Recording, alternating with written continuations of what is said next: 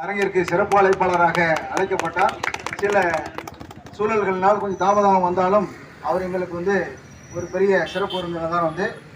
அந்த வகையிலே இந்த தீர்மானங்களில் பார்க்கும்போது நாகப்பட்டினம் மாவட்டத்திலே பழைய நாகப்பட்டினத்தில் பார்த்தீங்கன்னா நாடாளுமன்ற தொகுதியில் உங்களெல்லாம் பரிச்சயமாக தெரியும்.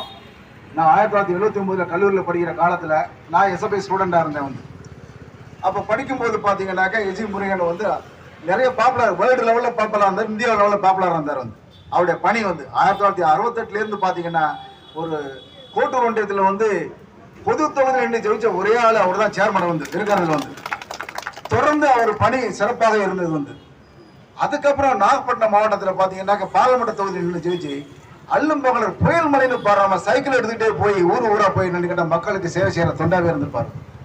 அதே போல அந்த ரூட்ல முத்துப்பட்டைக்கும் மன்னார்குடிக்கும் ரோடே கிடையாது. ஒரே நாள்ல அந்த மக்களை எல்லாம் அழைச்சு மக்களாகவே எல்லாம் ரோடு போட்டு ஒரு நைட்ல போட்டு முடிச்சாங்க. இந்த தஞ்சாவூர் மாவட்ட கலெக்டரை பார்த்து அசந்து போயிட்டு எப்படியோ அவரால் முடிஞ்சிச்சு.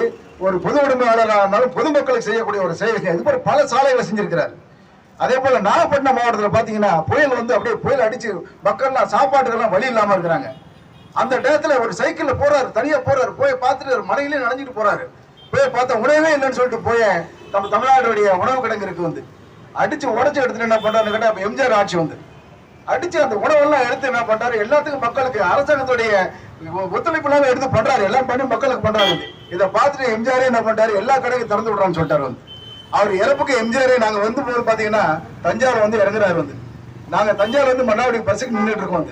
இவர் இங்க இருந்து அவர் இறப்புக்கு நயவஞ்சர்கள் அவர் கொலை செய்யப்பட்டார் 79 அப்புறம் நாங்க என்ன பண்ணோம், மன்னார்குள்ள போய் இறங்கி சைக்கிள் இவரெல்லாம் சின்ன பிள்ளையா இருப்பாரு. பெருக்கிறதுல பாத்தீங்கன்னா சின்ன பிள்ளையா இருப்பாரு.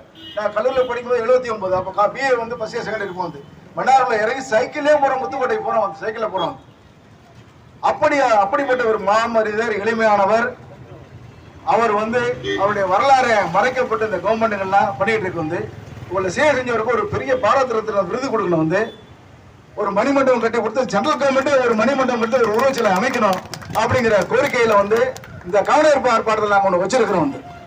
பட்டியல் வைக்கிற முதன்மையாக இருந்தாலும் அதன் முதன்மையான கோரிக்கை இந்த எஜி முருகனுக்கு பாரத ரத்னா விருது உருவச்சிலையை வச்சு நினைவு மண்டபம் மணிமண்டபமும் அமைச்சு கொடுக்கணும். இதுதான் எங்களுடைய பிரதான கோரிக்கை. இந்த கோரிக்கைக்கு வலு சேர்க்கும் விதமாக சிறப்பு அளித்த அவருடைய முதல்வர் விஜயம் ரமேஷ் அவர்கள் சிறு சுற்றுரையாற்றி தீர்மானத்துடன் படித்துக் கொள்வோம்.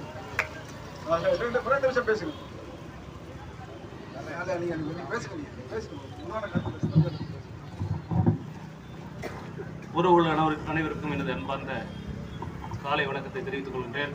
எங்களை பற்றி அண்ணன் எல்லாத்தையும் சிறப்பாக சொல்லியிருக்காங்க. எங்களை பற்றி நாங்களே சொல்கிறது அந்த அளவு சிறப்பாக இருக்காதுன்னு நினைக்கிறேன். குறிப்பாக அண்ணன் ஒரு 4 காலத்துக்கு முன்னாக நீங்கள் அவசியம் இதில் கலந்துக்கணும்னு சொன்னாங்க. எனக்கு இன்றைக்கி நான் பிஜேபி கட்சியில் இருக்கிறேன். இன்றைக்கி கூட்டம் வச்சிருக்காங்க 10 மணிக்கு. இருந்தாலும் கூட இதில் கலந்துக்கணும்னு சொல்லி தான் அப்படி கலந்துதான் வந்திருக்கேன். உங்கள் அனைவருக்கும் எனது உளமார்ந்த வாழ்த்துக்களை தெரிவித்துக் கொள்கிறேன். எல்லாம் ஒற்றுமையாக இருந்தால் தான் ஒரு விஷயத்தை நம்ம சாதிக்க முடியும். அதனால் நாம் ஒற்றுமையாக இருந்தால் கண்டிப்பாக அந்த பட்டியல் வெளியிட்டோம். நம்முடைய பாரத பிரதமர் அவர்கள் உங்களுக்கு தெரியும், தேவேந்திர குல வேளாளர் என்ற ஒரு அறிவிப்பை அறிவித்தது பாரத பிரதமர் மோடி அவர்கள் தான். எனவே அவரும் கண்டிப்பாக பட்டியல் வெளியேற்றத்திற்கு நமக்கு உறுதுணையாக இருப்பார் என்று நம்புகிறோம்.